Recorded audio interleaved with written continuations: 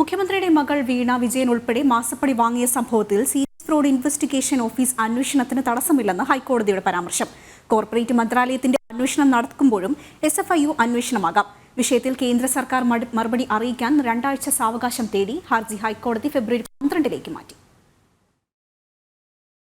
മുഖ്യമന്ത്രിയുടെ മകൾ വീണ വിജയൻ അടക്കം മാസപ്പടി വാങ്ങിയ സംഭവം സീരിയസ് ഫ്രോഡ് ഇൻവെസ്റ്റിഗേറ്റീവ് ഏജൻസി അന്വേഷിക്കണമെന്ന ഷോൺ ജോർജിന്റെ ആവശ്യത്തിൽ മറുപടിക്ക് കേന്ദ്ര സർക്കാർ 2 ആഴ്ച സാവകാശം തേടിയതിനെ തുടർന്നാണ് ഹർജി ഹൈക്കോടതി ഫെബ്രുവരി 12 മാറ്റിയത്.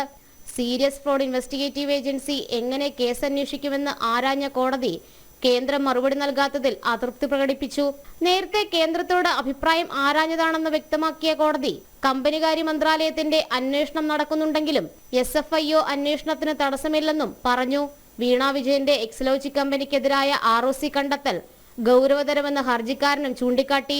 മാസപ്പടി വാങ്ങിക്കൊണ്ട് രാഷ്ട്രീയ നേതാക്കളും കമ്പനിയും ചേർന്ന് അഴിമതി നടത്തിയിട്ടുണ്ടെന്നും കേരള തീരത്തെ അനധികൃത മൈനിങ്ങിനായി വൻതുക കോഴയായി ചെലവഴിച്ചിട്ടുണ്ടെന്നും ഇത് പൊതുഖജനാവിന് നഷ്ടമുണ്ടാക്കിയതായും ചൂണ്ടിക്കാട്ടിയായിരുന്നു ഷോണിന്റെ ഹർജി. ജനം, കൊച്ചി.